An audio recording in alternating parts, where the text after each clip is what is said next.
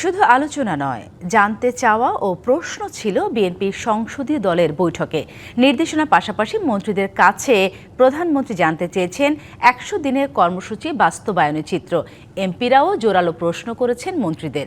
বৈঠকে বিরোধী দলীয় আসনগুলো তদারকি করতে দায়িত্ব দেওয়া হয়েছে নারী এমপিদের। বিএনপির সংসদীয় দলের এমন বৈঠককে জবাবদিহির অংশ উল্লেখ করে ইতিবাচক বলছেন বিশ্লেষকরা। তাদের পরামর্শ, দায়িত্ব ও ভালো কাজের প্রশ্নে এমপি মন্ত্রীদের ছাড় দেওয়া ঠিক হবে না।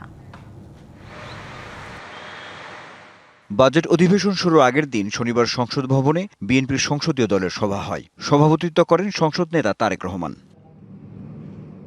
দিক নির্দেশনার পাশাপাশি এমপি মন্ত্রীদের রাজনৈতিক কর্মকাণ্ডে সক্রিয় হওয়া, জনকল্যাণে সরকারের কর্মসূচির বাস্তবায়ন এবং সরকারের ভেতরে দল যাতে বিলীন না হয় সে বিষয়ে নজর রাখার পরামর্শ দেন প্রধানমন্ত্রী।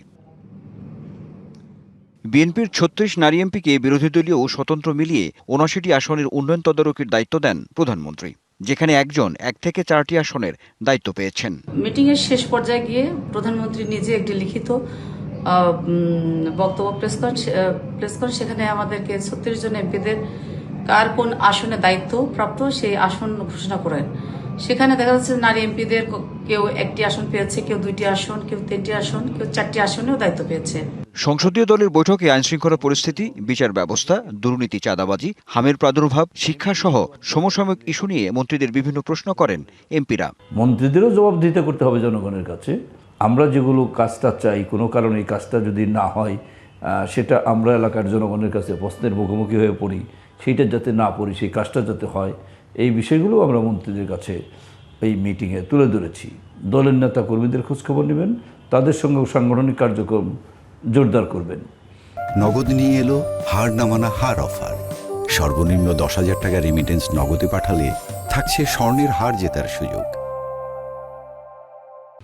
এটা ছিল মাননীয় প্রধানমন্ত্রীর এই ধরনের একটি নির্দেশনা। মন্ত্রীরা কি করছে এই জবাবদিহিতা প্রত্যেকটি সংসদ সদস্যের কাছে দেওয়া আমার মনে হয় যে এর আগে কখনোই ঘটেনি কোনো সংসদীয় মিটিংয়ে।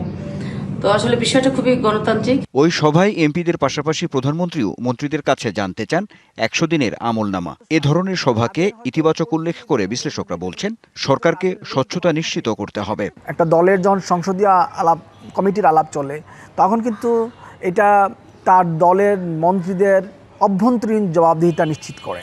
বিএনপিকে মাথায় রাখতে হবে যে এই সংসদীয় আলোচনাটাকে ইউজফুল করা এবং এটাকে কার্যকর করা, এবং এর মধ্যে যে সকল সমস্যা উঠে এসেছে সেগুলো যাদের বিরুদ্ধে অভিযোগ আসছে সেই অভিযোগগুলো যদি প্রমাণিত হয় তাদেরকে মন্ত্রিসভা থেকে রিমুভ করে দেওয়া। তাহলেই এই আলোচনাটা, সরকারি দলের সংসদীয় আলোচনাটা ইউজফুল হয়, ইফিশিয়েন্ট হয়।